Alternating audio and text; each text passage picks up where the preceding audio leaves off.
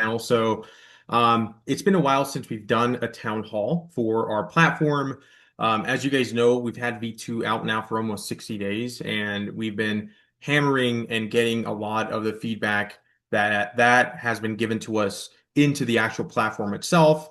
Before I jump into the actual platform and I talk about all the awesome new features, I kind of just want to take a second and just tell you kind of like the story of where we're at right now. So we rebuilt the entire platform in the past 4 to 5 months. Everything is built from scratch.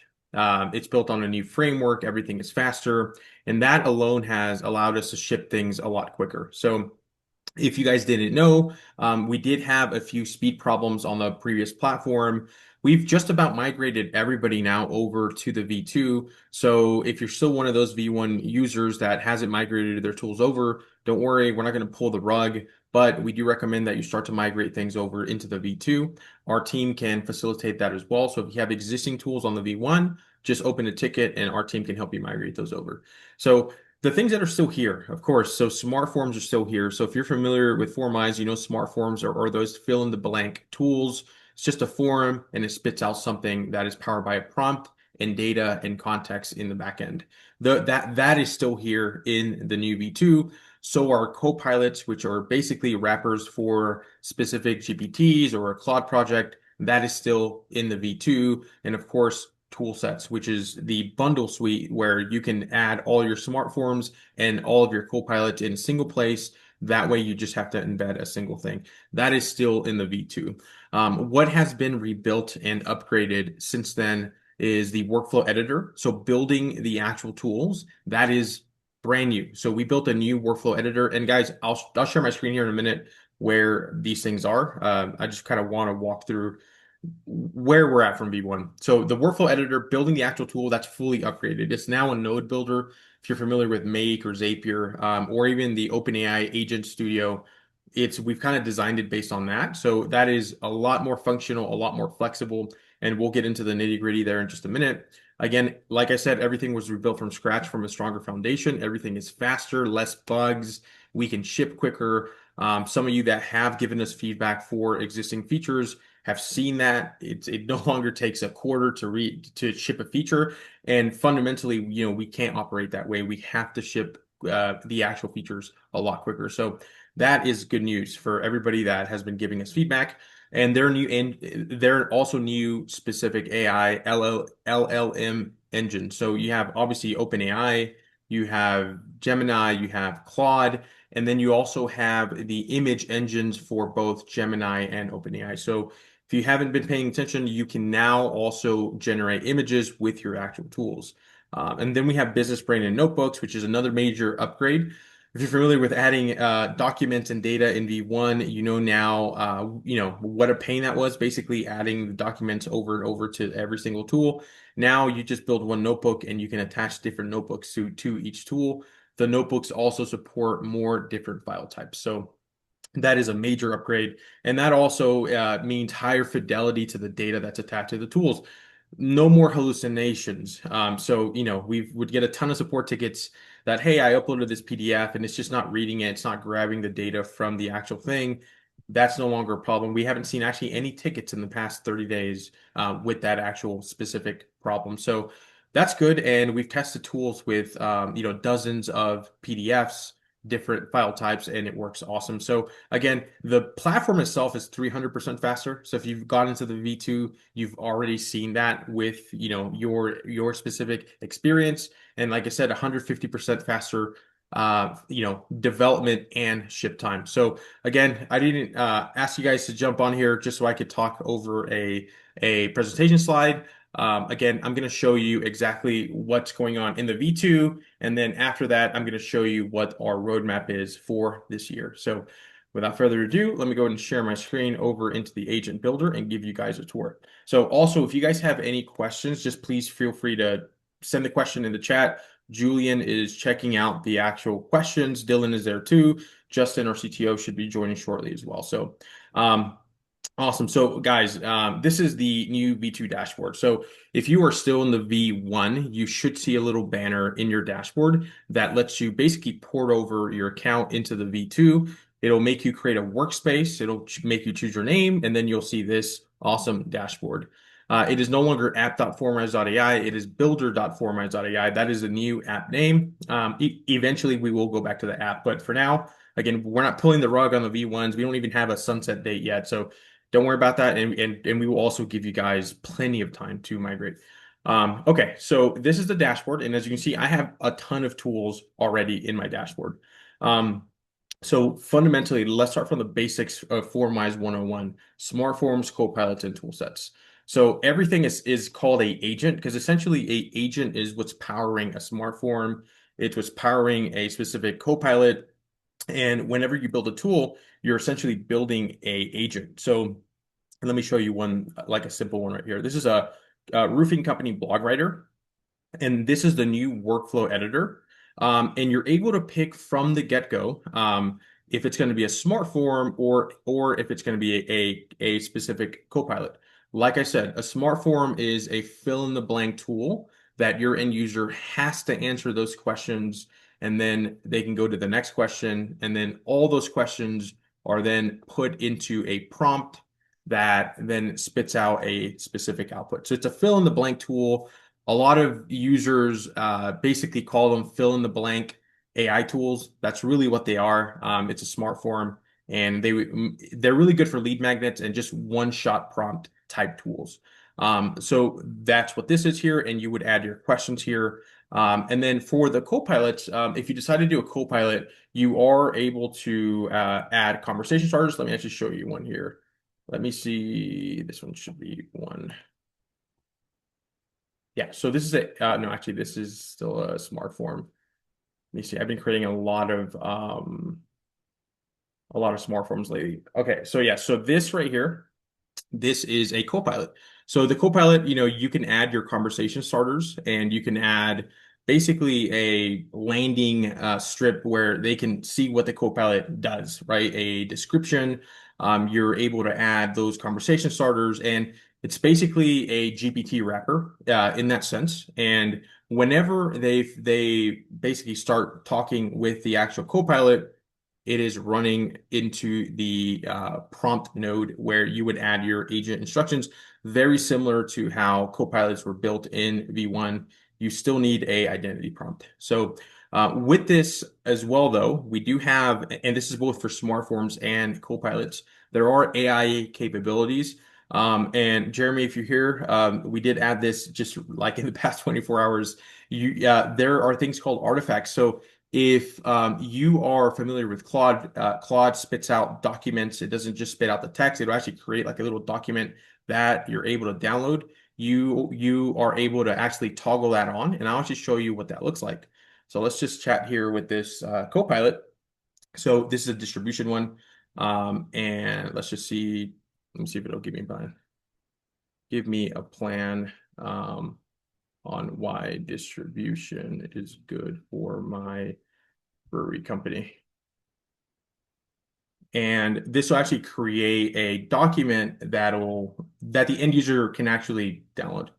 Okay, and actually it's following the prompt really good. I have to actually answer these questions. I'll show you guys another example here in just a minute. But basically the end user would be able to download that artifact. Again, if you're in V2, you're familiar with this, but that is now something that the end user can actually download, can actually copy, can actually edit within the actual tool experience. There's a few other capabilities here as well. Of course, the images and the editing, that's there as well. It can also search the web. It can scrape URLs. So if your Copilot or your smart form is collecting a URL from your end user, it can actually do that. So again, that was there in the V1. It's new and it's improved in the V2 as well. And then you'll see here connected services. I'll cover this towards the end because this is part of the roadmap. I'm really excited to share this feature as well. So this is the tool editor. So again, you pick a smart form or you pick a copilot. The smart form, like I said, it is a fill in the blank tool. One thing though that is coming, and I can go ahead and sort of announce this because it's in QA, it's still in QA, is the smart form. You'll notice it's still in the chat sort of UI. It still kind of looks like a chat. The good thing is that we are about to release the actual typical form UI, so it looks like a form, and you'll be able to toggle that on or off in case you like this or you like the others. We have seen high adoption in this type of UI though. As part of your tools though, if you jump over here onto the left, you'll notice we also have a theme builder. So there are pre-built themes. We are going to come out with the theme builder. I'm sorry. We don't have a theme builder yet, but you already have these predetermined themes that you're able to pick in case you want to sort of match the place you're embedding the tool on. So there's lots of them here. I actually have one that I like. The Neo Brutalism one kind of reminds me of Gumroad. So this is a really cool theme. And then on the top left here, you have your settings where you can upload a icon. You can also, actually use AI to actually generate the icon, change the name of the tool, add the description, and then save the actual tool. And all of that is important because if you add your tool to a tool set, which I'll share here in just a minute, you'll be able to basically show that to your end user. There's also a info panel here, about tool, right? So this one's missing a about, but I can go into my publish and share tab and I can actually add screenshots. So I'm going to hit auto generate all here. I can categorize the actual tool. So if I want to create categories, these categories will automatically be created inside of the actual tool set. This is where I would add my instructions. So let me actually go to one where I've added instructions.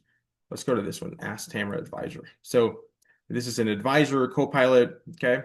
And if I go into my tooltip, you'll see that this has a preview, this has a about, and the end user would be able to see, okay, what does this tool do? And that is where here on this tab, this is where you can actually control that. So one big feedback we got from the V1, and Dex, if you're on here, I kind of got to give credit to you for this, is your end users don't really know how to use your tools, and it's obvious to you because you are a prompt scientist and you can build these awesome tools and these experiences, but fundamentally your end user doesn't really know what your tool does. They don't know how to maximize it, even though you're kind of already doing the heavy lifting for them. They're not like in front of ChatGPTs where it's open-ended. You have this awesome tool, but still there's that final sort of thing like, okay, how exactly do I maximize the best use of my tool? So if you're embedding your tool in a course, in a membership, or just paywall behind something, you can now just basically have a about us. And the cool thing about this as well, and I don't have an example here, but you can actually embed a Loom video in here. So if you want to basically have one tool that does something very specific and you don't want to embed it in a course, you just want to add a Loom video here, well, essentially you're just giving somebody a lesson with the tool all in one. So whenever you're ready to go and publish the tool, which this is also something that's new, there are now drafts. I can't tell you how many times you have support tickets where somebody changes something in their V1 tool and then it's gone forever because there's no drafts. They accidentally overrided it. They didn't see that they saved it and then it's gone. We can't really recover that for you. But now you actually have drafts. You can actually recover a previous version of the tool. So that is live there. So once that's live, we have the embed options. Of course, most of you aren't going to share a direct link to the FormWise tool because the whole purpose of FormWise is that you're building a white label experience for your end users. You're probably going to be embedding the individual tool, or you're going to be adding your tool to a tool set and then embedding the tool set. But here is where you would get this code. Again, upgrade here. You don't have to add the two pieces of code anymore from V1. It's just a single embed code and it works awesome. So that is there, guys. Okay, so there is one thing I didn't cover here, and I know Justin really wants me to cover, and this is the quality checker. Same thing. One of the biggest issues we had with V1 as well is not just the data fidelity, but sometimes your prompt would be perfect on paper, but the tool for some reason still wouldn't follow the rules in the prompt. So what this quality checker does is you can have your base prompt. So for example, this is an Ask Tamara Advisor. This is a real estate coach. I have my guardrails here in the agent instructions. I have my model, okay? And it's perfect, right? It's going to help the agent that's using this sell more houses, basically. Basically coach him through the brokerage experience. But there are things in there that I might forget to add, right? I might go chat with the thing. I'm like, oh, I got to go change the prompt. I got to go redesign the whole prompt again. Well, we introduced this tab if you want to use it. It's optional. Basically, you can set your own rules. So I have a very basic rule here. Don't use M dashes. That's really popular nowadays, right? So you can add this as a rule. Okay. You can then generate test cases. And this is actually awesome because you no longer have to go fill out your tool 20 times to actually see if it works, if it's going to work out there in the wild. You can just generate some test cases, and then you can run the evaluator if it followed your rules. And if it did follow your rules, it's going to tell you. If it didn't, then it's going to tell you that, hey, it failed the rule. It looks like it did use M dashes, and then we will actually, give you some advice on how to actually fix the prompt, or we can actually publish some recommendations for you. And it won't override your prompt. It'll just add that as a additional guardrail. So this is super helpful if you are building a prompt and you don't know why it's basically outputting something that you told it not to do. So that's there, and you can actually add more than one rule. And if you want, you can generate the rules. So if you don't have like an idea of what the rule should be, you can just tell it something vague, like, hey, I don't want it to sound like, I don't want it to sound like Russell Brunson. I don't want it to sound like typical ChatGPT prose, right? You can just put that in there. Of course. And then this brings up a really interesting thing as well that is a new feature in V2, and that is the business brain slash notebooks. We haven't decided on the final name of this. It's called Notebook in here, but this is basically the second layer context for your tool. So the first layer is going to be the actual prompt instructions. This is fundamentally what gives your AI its basic guardrails, its personality, its goal, who it is, its identity. Okay. And then there is the second layer, which is going to be your notebook layer. And this is going to be basically all of your data, documents, any files that you want the tool to also have access to. So let's jump over into the notebook and let me give you a tour of that. So we have our notebooks here on the left side, and this is, I have a lot of notebooks here because I'm building a lot of tools. And I'll show you guys some examples of some awesome tools. But let's go into the Tamara Wade one, for example. Okay, so I would create a new notebook, right? That's what it looks like to create one. And we're going to go into the Tamara one. And in here, I can add custom instructions on how to use the data in here. I can add a voice and tone. Again, you don't have to necessarily do that because you can also just upload your voice and tone in here as a file. You can upload it as let me show you all the sources. So there's several here. So you can upload it as a PDF, text file. You can scrape a specific site. If you have YouTube videos as well, it can take the transcript, or you can just paste the text. So if you don't even have a doc, just say, hey, here's my framework, here's my IP, here's my tone of voice, here's my proprietary data that I want the tool that I connect this notebook to actually have access to. And that's another awesome thing is you can connect multiple tools to a single notebook. You can also create multiple notebooks. So as you can see, Tamara's tools only connected to one. I have a few others here, like the Brewery OS one is connected to multiple. So this is great because this is controlled at the org level. You, the FormWise user, create this. So if you're creating a tool for clients, you can just create a notebook for that client and then connect all of your tools for that client.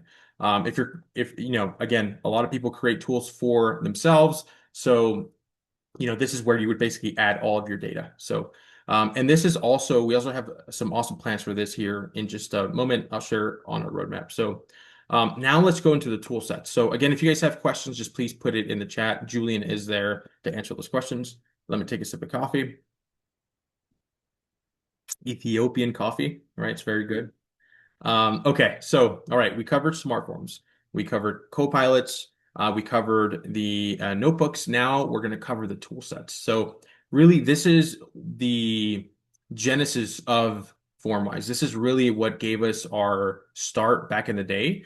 because people were embedding multiple tools on a single page. People were just, trying to basically have a little library of their IP that their end users could access. So they were gating this behind a course, a membership on a website. So this is where we came up with tool sets. And instead of embedding all of these tools individually, which I mean, you still can if you want to embed one in a course, like a course lesson, for example. But the easiest way is going to be putting them all in a tool set. So I have a lot of tool sets here. I'm going to show you how to create one. So we'll create a tool set here. I'm going to add tool set, and I'm going to just call it marketing tools. You would add a description. This is end user facing as well. So I'm just going to put these are my tools.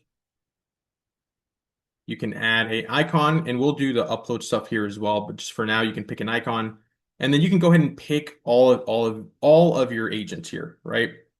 So I'm going to pick these three just as an example, okay? And then let me refresh, see if it created it. Marketing tools. Okay, right here, just right in front of my face. Okay, manage tool set. Okay, so this is the back end. This is how you would basically organize your tools, see the usage, see the history, see the settings, right? So you notice I just created this one. Of course, there's 0 runs. Nobody has seen my tool set yet. If you want to preview what it looks like before you embed it, just hit preview. And this right here is what it looks like. Notice how it looks a lot like your dashboard. That's kind of what we're going for. We're going for like a very clean look, right? So the usage and analytics is here as well, but this is what your end users see. Now, if you are not happy with this theme, you can actually go into your org settings, go to workspace settings, and you can actually change the theme of your entire FormWise account. This will update all of your tools if you haven't already picked the theme for your tools. If you've already picked a theme for your tools, it's not going to override it.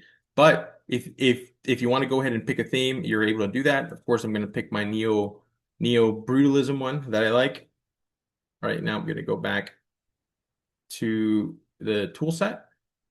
Let's go back to the marketing tools one. Okay, so here's my tool set. So if you want your tool set to look like this, go and add that theme. And whenever you embed your tool set, okay, of course, oh, and you have to make sure that your tools are published before you add them, but it'll let you publish in there. You can go ahead and embed the entire tool set like this. And if you're using high level, you can simply just take the URL and add it as a menu link. If you're going to embed this behind a paywall or a course, just grab the embed code and embed it.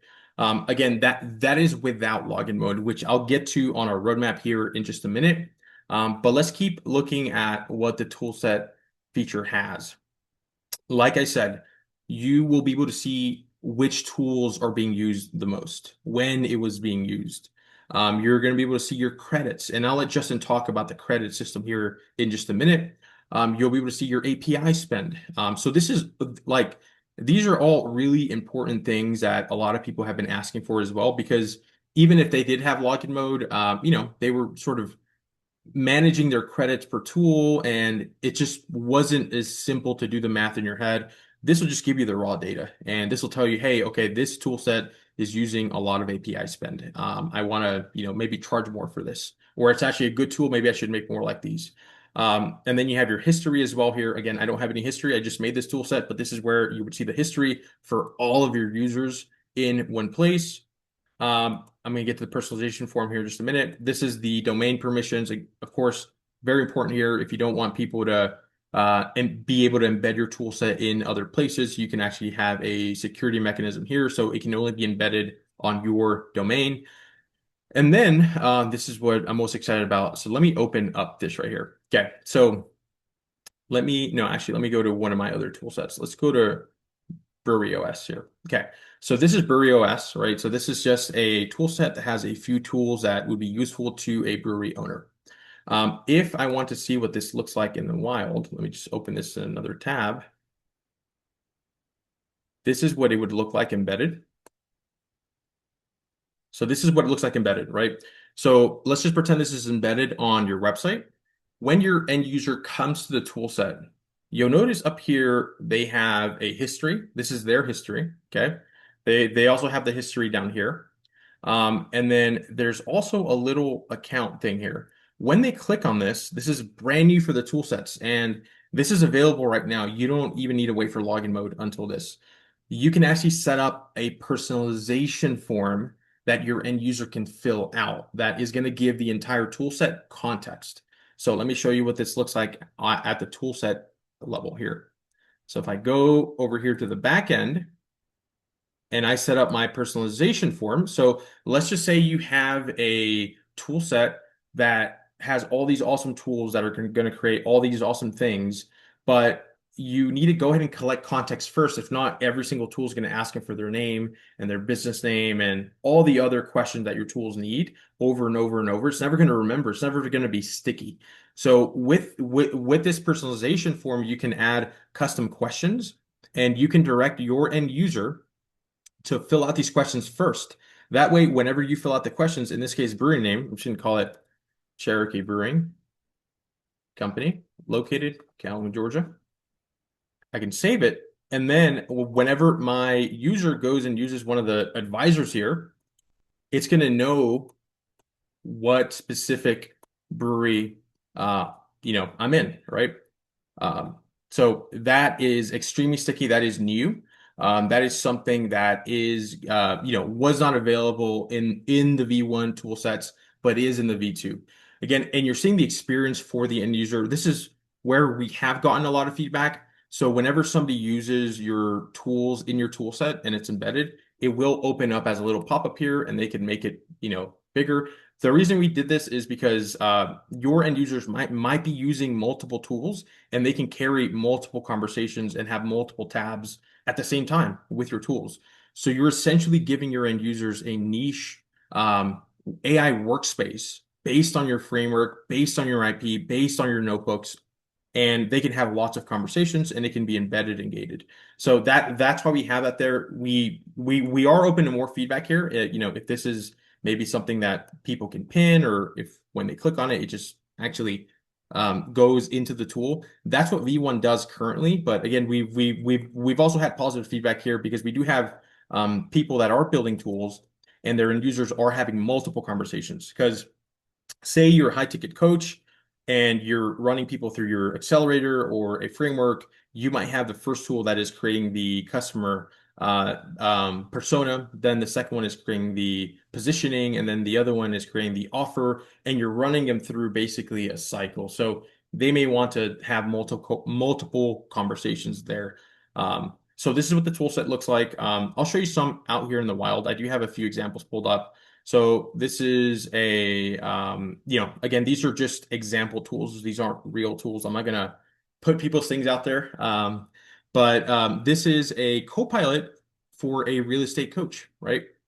So I have, and by the way, all of these templates are available. If you guys want these landing page templates, just let our support know. We're happy to give them to you. They are high level based. If you don't have a high level sub account, it does come with your FormWise subscription as well. Just FYI there. But this is just a landing page. And again, this is what this tool set looks like. And as you can see, the end user can just go in here and again, this is not a gated one. I have it just embedded on the landing page. The end user can come in here, see what it does. Okay, this tool helps real estate agents craft a persuasive listing presentation strategy before meeting a seller, right? I can start the chat and notice it did the pop-up. I can expand it. And again, this is just open. I'm going to put this in the chat, guys. That way, if anybody wants to check it out, you guys can. And yeah, so this is the toolset experience for the end user. And again, the whole point of FormWise, like our product thesis, is if you have something that is IP, if you have a process, a workflow, a framework, if you've captured lightning in the bottle using AI, we want to be the platform that helps you monetize that and gate that. So this is the easiest way to do that. So let me show you another example. This is a restaurant coach. Again, same thing. Here's a quick little tool set. This is what this would look like. And again, I have this embedded at the landing page level, at the home page. Ideally, you don't have that. You're not doing that. You're gating it behind something. You're using it as a lead magnet, part of your value ladder, part of your course, membership, whatever it may be. So you can do that there. And then here is the Tamara one. This was actually a real one. So this is one, I'm actually building it for her. If you go down here to the Ask Tamara Now, it's a single co-pilot. So this is also like a good way to sort of gauge interest, you might want to just embed a single tool on your homepage, make sure that the Copilot collects an email, and then they get a little taste of the tool set before they sign up, right? So this is a single tool set embedded. And then if they want to sign up, then you could have a paywall basically or a sign up process so they can access the full functional tool set. And how cool would this be if you're in the real estate space where the end user just fills out all of their real estate details, their like their name, their phone number, their brokerage, all that stuff. And then when they talk to the toolset suite, it just knows all of that. Um, so that's one of the cool things there. Let me show you one more thing here that I didn't cover. So the presentation form, like I said, those are the context questions that you can customize. And the longer the user tool set, we did add this. This is memories. So ChatGPT, for example, has memories. It can reference old conversations. It can learn about you. Like the user doesn't like oranges. The user's favorite color is red. Like those things, the longer and the more your end users use the tool set, the more the tool set actually learns about your end user. And then again, the whole point here is to create a sticky experience for your end user. So they don't have, blank screen syndrome or have a open-ended experience with AI. When they come to you for AI, they're getting clarity and they're getting, most importantly, outcome, right? So that's the whole point of building these valuable tools. Okay, so let me go back to my presentation here because I did cover a big part of what V2 is. I kind of want to talk a little bit about where V2 is going after this. Let me go home here. Actually, let me show you one more thing. I want to show you the image one.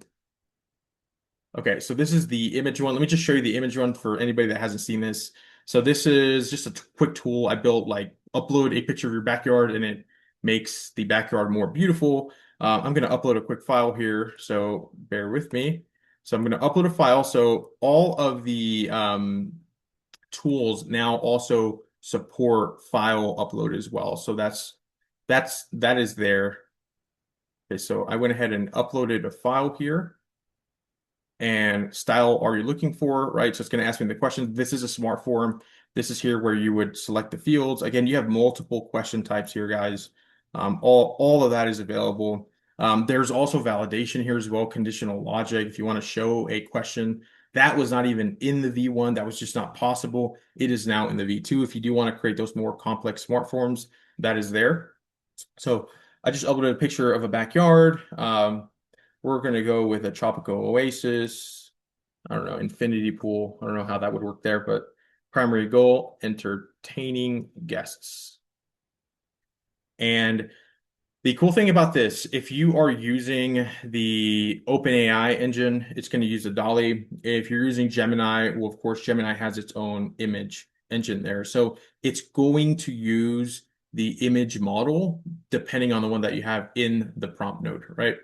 So, she did a really good job. So, okay, so notice so if you're creating these tools that are just changing like a small detail, that's possible now.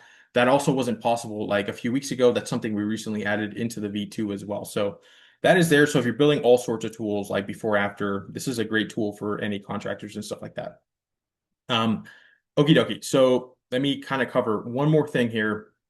The AI prompt, that's the main node. You can still prompt change. You can run things through multiple prompts, multiple agents, basically.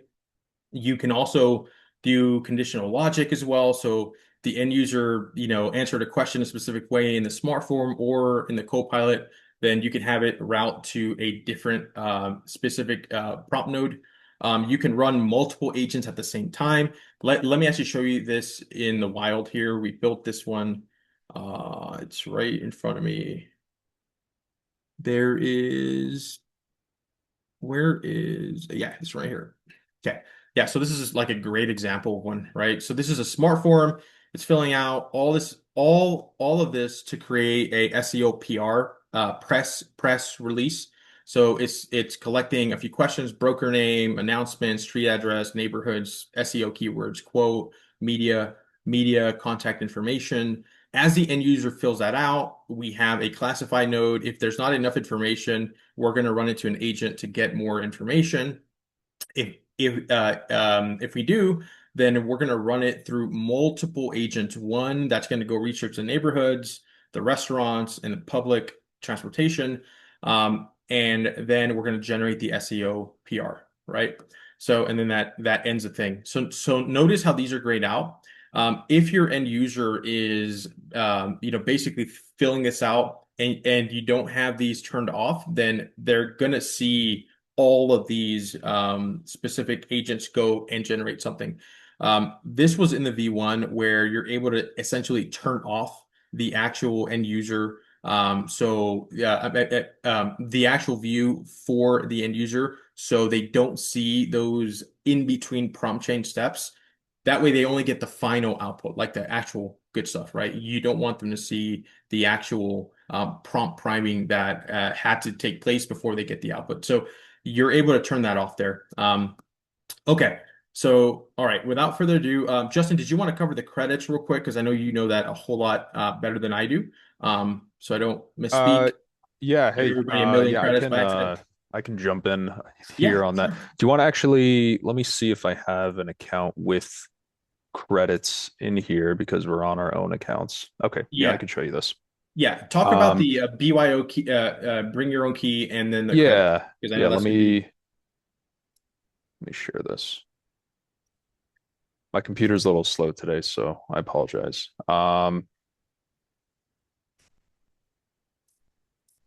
Oh, you have to Do you have enable a screen sharing. share? Yeah, though I was asked that. Do you have a screen share?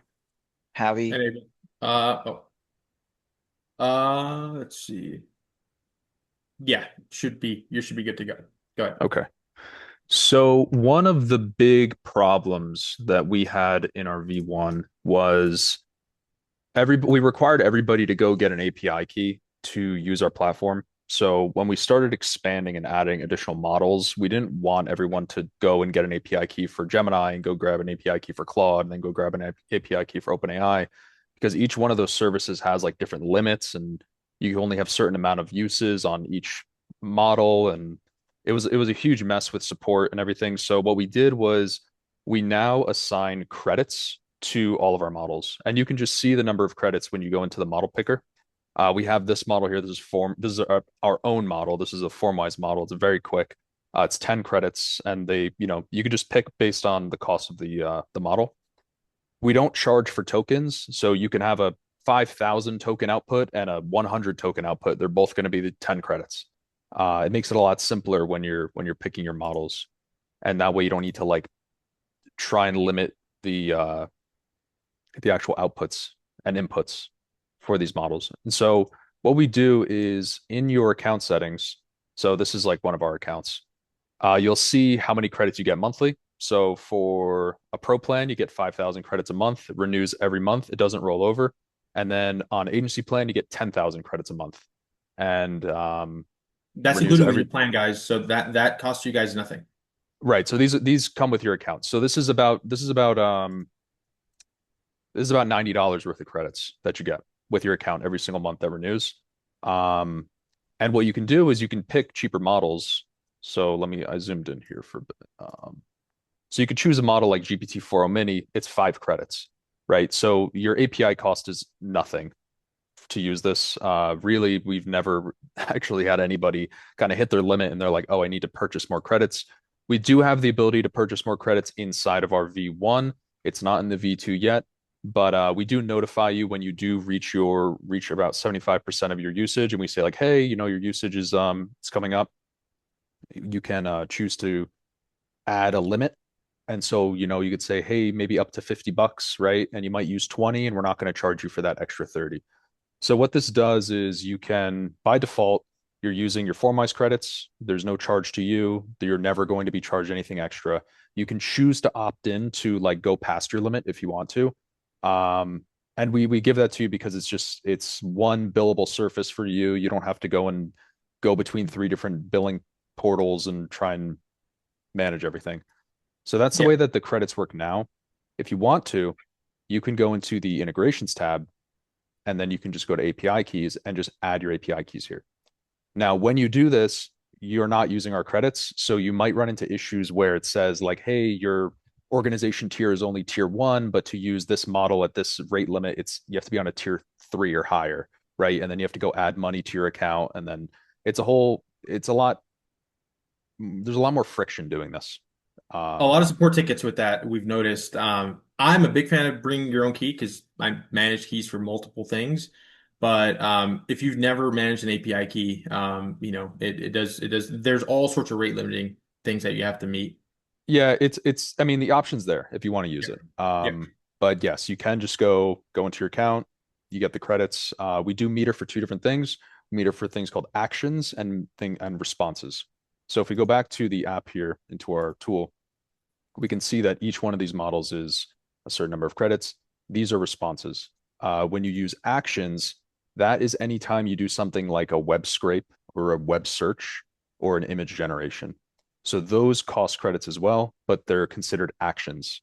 You won't be charged when you have them enabled on your tool, right? So if I enable these on my tool, I'm not going to get charged for this. Only when it actually goes and scrapes the web is it going to cost a credit, or only every time it goes and searches Google, it's going to cost credits. So we consolidate everything into one billing surface.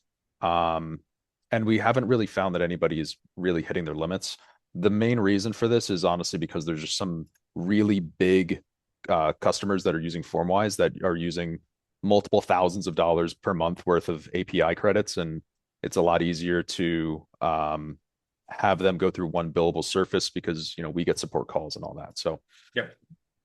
yeah, Awesome. so that's how credits work. When you do go into your tool sets, what Javi was showing earlier, and I don't have this set up here to demo, unfortunately, but under your tool set, you'll be able to see your credit cost for that tool set over whatever duration you set, last 7 days, and your API spend as well. If you decide to connect your API key, because we're going to track your API calls and see how much it costs you. So if you want to connect your own API key, we'll track how much it costs for you over that period of time. What we'll also do is we track every user that uses your tools so that you can see how much a certain user is spending, which is really useful. So those are two ways to kind of handle your billing. Um, Javi, did you want to? Yeah. Yeah, I'm going to cover now like the roadmap, kind of go in there, and I'm going to share some things that I have in my branch that our users don't have yet. So if everybody can see my screen now, and you notice Justin has his different org theme, I still have my org theme. Again, if you have like a specific theme, if you're building tools for your membership, for your community, your tribe, then you might want to pick a theme here in your workspace settings that sort of matches that vibe, right? And there's dark mode, light mode as well. So again, depending on what your preference is, you're able to do that. You're able to do one. One thing too, is GPT. OpenAI is sunsetting the GPTs for the workspace agents. Um, we are going to come out with a theme that tries to match it as close as possible because we know we had a lot of customers who were essentially just gating GPT links and making a lot of money doing it, but not the best way to sort of gate your IP. So that is something to look forward to. So I do want to talk a little bit about now like the roadmap here, kind of where we're headed next as a company. Some of you have been with us for 3 years, and that blows my mind that you guys have stuck with us, and you guys believe in the vision, and we really appreciate that. It means a lot, and we want to make sure we deliver on what we're talking about here. And of course, AI is shifting a lot. Like I'm like on 3 email newsletters on AI stuff, and it's like every single day it seems like there's new things coming out, this and that. And of course, the world's going to look different in the next 5 to 10 years. And we want to build a platform that uniquely positions human expertise and experiences so that expert, that person that spent 20 years mastering something, helping businesses, whatever your IP might be, can actually be better positioned in the economy of the future, right? So V2 is the product thesis for that, right? So this is where we're headed next. A look at what's coming so you can build with that future in mind, not just where we're at today. So let me kind of cover a few of the features here. So one of those things, and I kind of tease it a little bit earlier. So we have the end user connectors here, but let me show you what is possible now today, right? So if we go into one of our tools, and I'll pick this a really simple tool, right? So this is a roofing company blog writer. And if you go into the AI node here, you have org connectors. So what these connected services do is you as the FormWise account owner can connect your own apps so the end user can access those apps. Now, what would the scenario be here, right? So you might not want to give your end users access to your, you know, your Google Doc, for example, but you might want to give them access to your Gamma, and your Gamma might create a presentation for them. That way, they don't have to go sign up for Gamma, right? So you're able to connect your apps here, and then depending if you have the instructions in your agent instructions, it'll actually call upon these services. And if you have a tool that creates a presentation for a listing, for example, you can have it call on Gamma and it'll go create the presentation in Gamma and bring back the link for them. So that's pretty cool. If you do connect your Google Doc, again, the good thing is you're able to scope the settings out. So you might not want them to go pull documents from your Google Docs account, but you might want to create a doc form that lives in your Google Drive. So that is available there. So this is all already live, guys. So you're able to connect your services at the tool level. And again, this is for the FormWise org level. You would connect your services so your end user can access those services. So that's already live. This is Hey, something yeah, Javi, I'm yeah, gonna drop the link in the comments here for the integrations in case anyone wants yes, to go and check it out. yes. Um, Actually, you can drop it. go to Let that, me open it. yeah, you can go to that page and you can take a look and see all the different integrations that we currently offer. Yeah, I've not pushed this page at all in the community. I've only shared it to a few users, but yes, these are the integrations now that are available at the org level.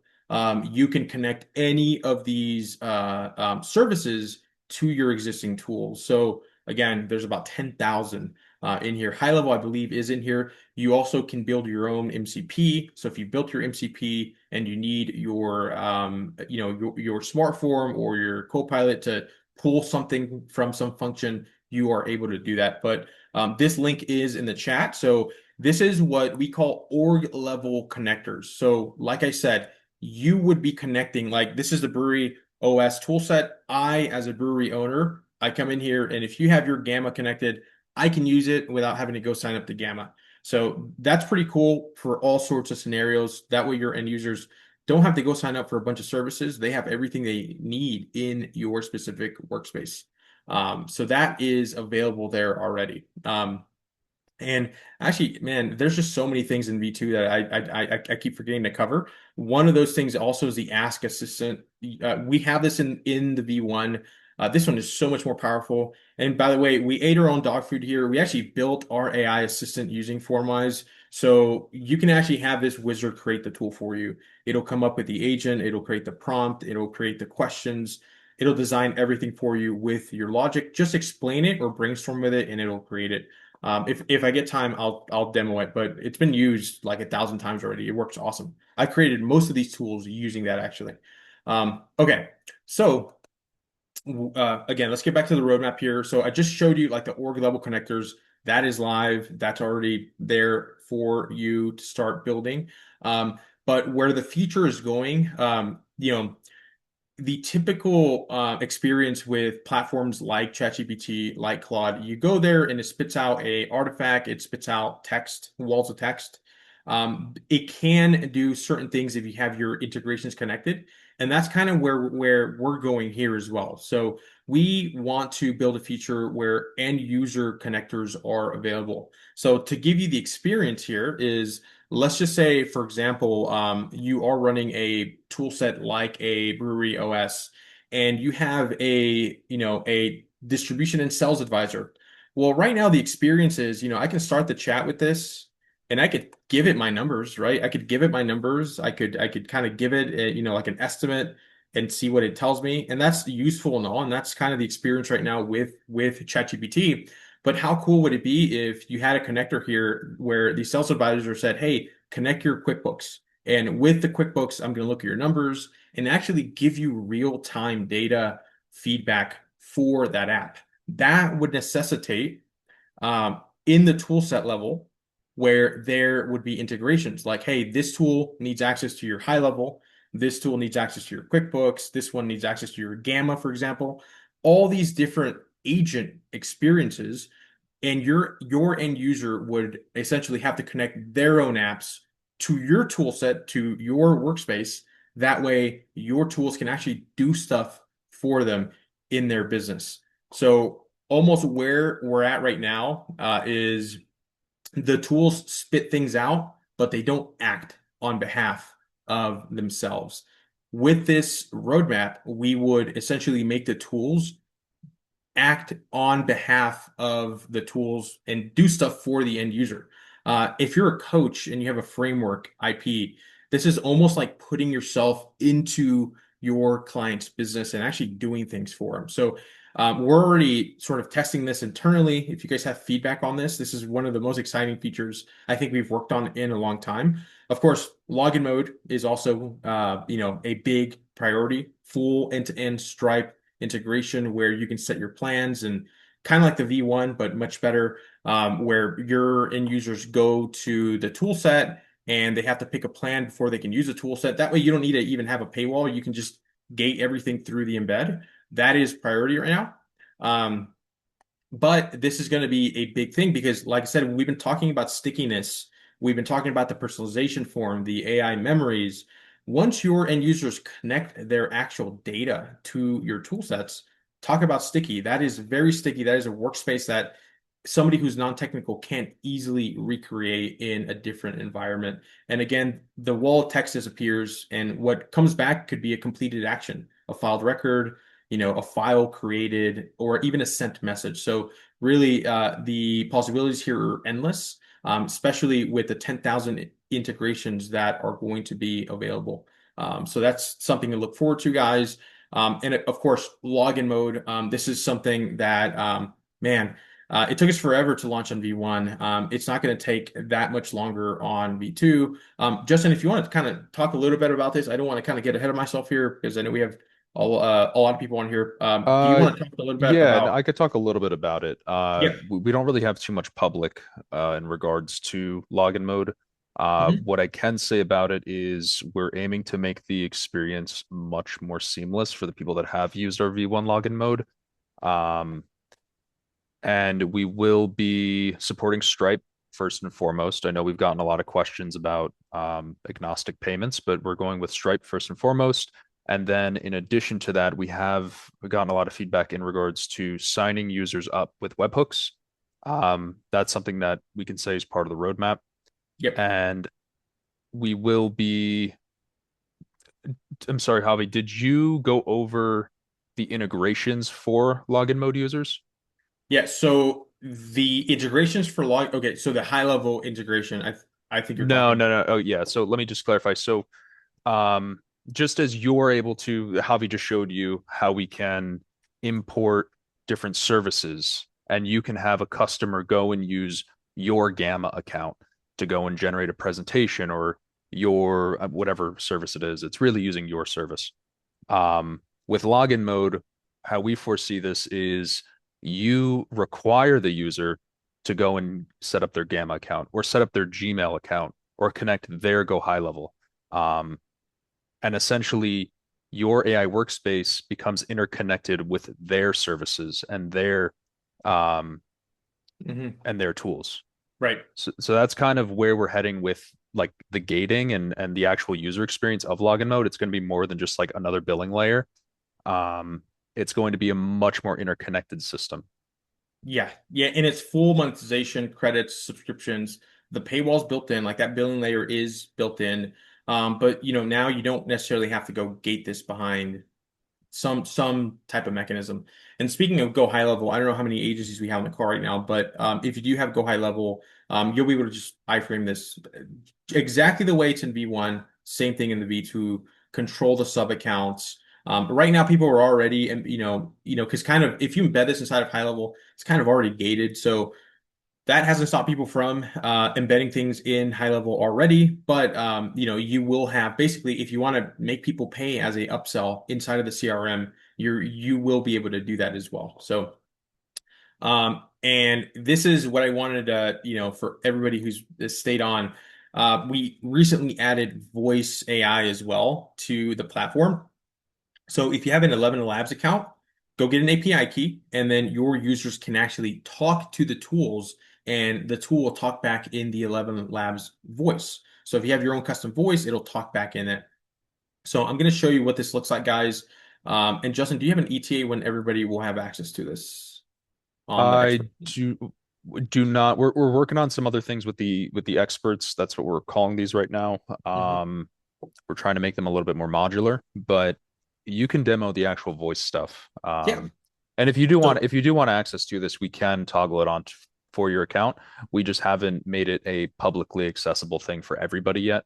yeah. Um, yeah. So we're going to toggle this on for everybody that registered for the town hall. We'll go ahead and toggle it all on for you guys. I'll send the email list to Justin. But experts. So yeah, so this is like kind of like the code name for now.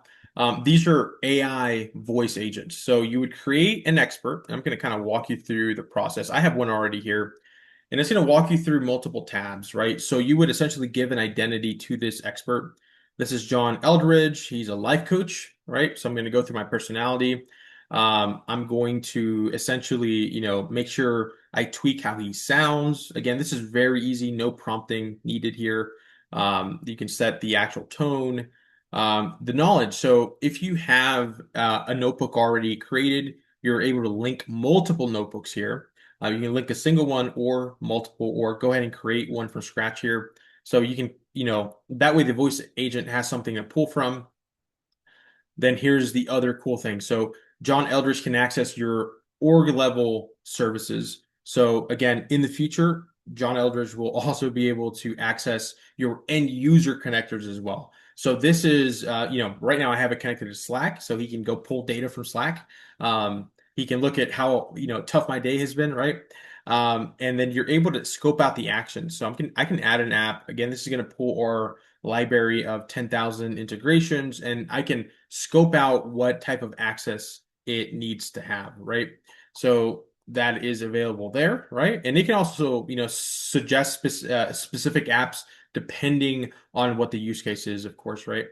So we're going to go into the next tab. And again, this is going to clarify. So if you have a few contradictions in your purpose of the actual voice AI agent, then this is going to ask you a few clarifying questions, again, to sort of tweak and solidify the prompt that powers this specific tool.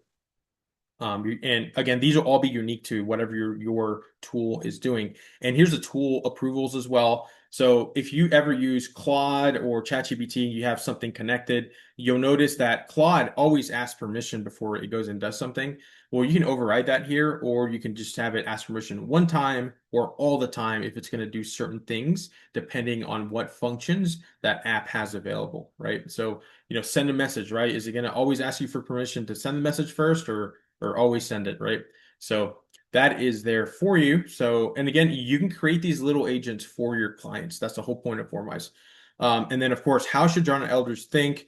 Um, Behind these four boxes are basically all of the engines. The most powerful ones, I think it's 5.5 on OpenAI, Opus 4.8. That's going to be the faster or the smarter ones, I mean. And then the faster one, that one's going to be our flagship model, FormWise. It's going to be Flash, Gemini Flash. So you're able to tweak and test to see which one you like better here, right? So, if you have some, and again, this will tell you what specific use case needs what.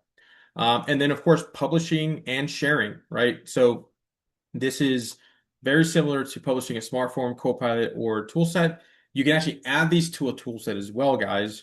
And then your end user can actually now chat with the actual tool. And let me show you, Justin, where Yeah, is where they Javi, have go their start up API at the key? top at purpose for me and Yeah, just hit continue because you can just hit continue in the bottom right. This will yeah. walk you through the actual builder and you can just keep hitting continue because we have little sections underneath each primary Mm, section here.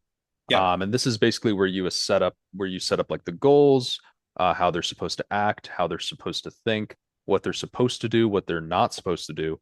Um, Yeah, I skipped this part. Sorry, guys. So yeah, the yeah. very first tab has multiple little tabs where you would basically set up the context. build its identity, what it does, its job, what it doesn't do, how it sounds, its goals for the end user. This is just a life coach example, right? So this is going to help me essentially unblock my life's bottlenecks to be the best version of myself. And there's three goals it does, and well, I can always add more as well. And I can also add those guardrails here. So that is what has given this agent its personality. And now I'm going to It, try to, yeah, Javi, if you go to personality, I could just continue walking through it. This is where yeah, just keep going through here. yeah, this is additional. This is mostly for their tone. So this Yeah, is like how they talk, not yeah, what they talk about. Yeah. And then you can keep hitting continue. And this is where we'll get to voice because I see that there's a question about voice. So I want to just get to that and then we can perfect. Here it is. I was looking for the section, and I apologize. I didn't want to create a tool from scratch for you guys. I wanted to have something kind of already pre-built, because this one sounds really good. This is yeah, where you would select your voice. Now, I have an 11 Labs API key. I don't have a custom voice. I know some of you guys have sold your soul to AI and you guys have given it your custom voice. Dylan's done that. And you can bring in your actual voice in the tool. So if you're a coach, you can actually basically take your voice and have the tool sound like you. I wish I had Dylan's example. Dylan actually did that with his voice, and it sounds just like him. It's like I can talk to Dylan every morning. I can ask him to go run a project management task, and it brings it back. It is just the neatest thing ever. And that will be available if you're using your API key. I do have an API key. I just don't have a custom voice, but 11 Labs has a library of awesome voices that you're able to select if you don't want to give your voice away. And again, I say away, I'm just kidding there, guys. This is all happening so quickly. So I'm going to pick a voice there. I'm going to pick Drew, and you can actually test the voice here. Justin, let me know if you guys can hear this. Years teach much, which the days never know. I'm not sure if Zoom. we could hear it Yes. through your speakers. Yeah. Okay. It is not so important to know. Okay, I'm going to pick Roger here. Okay. And then when I go and chat with John here, let me get this Zoom out the way. Hey there, John. I've been having a tough day today. I feel overwhelmed.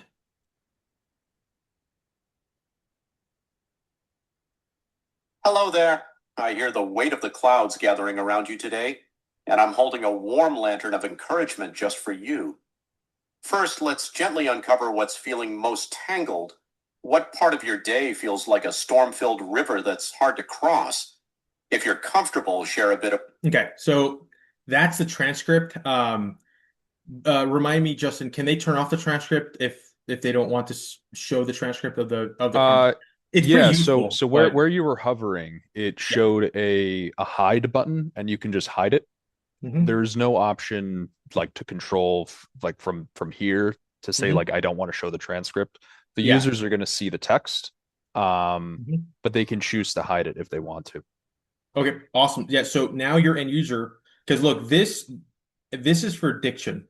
This is if you want to do voice to text. This right here is for the actual voice mode. So it'll So kick off. so yeah, everybody has access to the voice to text. No, it's transcribing my words. Yeah,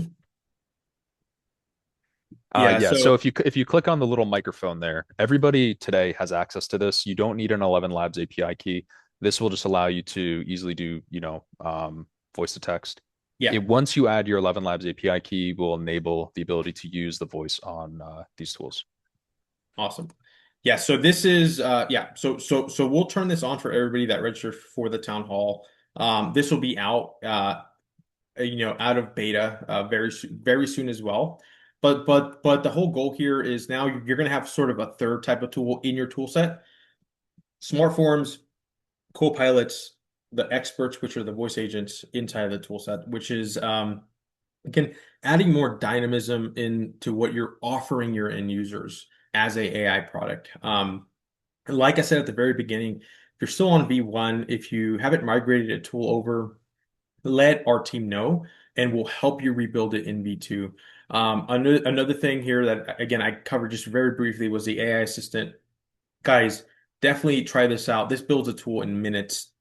It's built every single tool practically in here, and it can really help you, if you can articulate what the tool needs to do as an outcome, it can probably build it to like 95%. And you just need to go tweak like the prompt identity here and there, or add a question, remove a question, reword the question, and you're good to go.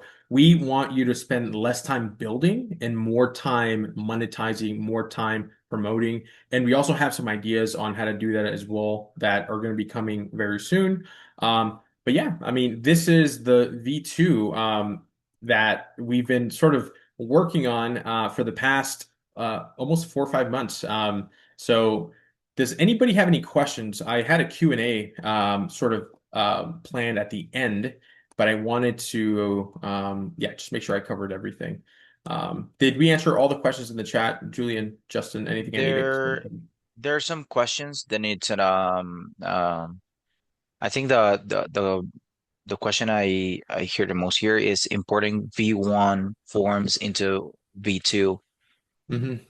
Yes, so we don't have an importer. You do have to recreate them from scratch, but again, our team can help you do that. Just start a ticket and say, hey, I need this V1 tool created in V2. We will do that for you. That way you don't have to spend time migrating.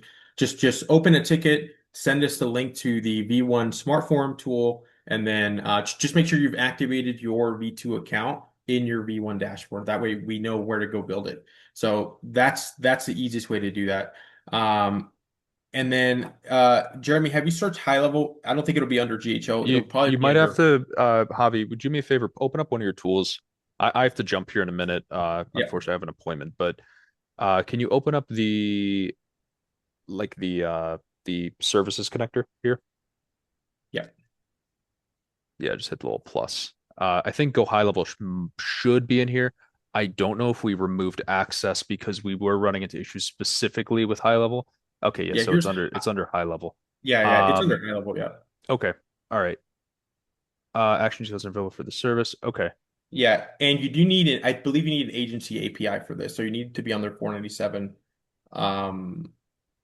I think that's the only way to get the agency APIs on that plan, unless they remove that. Yeah, we will have the Go High Level integration out very soon. Within the next week or so, we'll have that out, so you can connect right up to your sub accounts.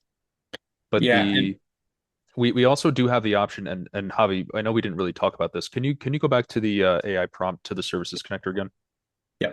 For those of you who are tech savvy, who are very tech savvy, just add another service. Sorry. We do have a MCP, custom MCP server.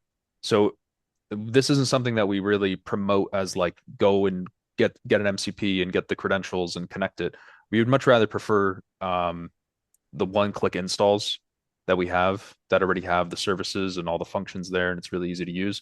But if you really want to, you can use this MCP server connector, and you can connect really any MCP to it. Yep. Oh, and we have our first question here, Edward. Yes, Edward, go right ahead. Yeah, perfect. Congratulations. You're doing an amazing, building an amazing experience for your customers. So that's really cool.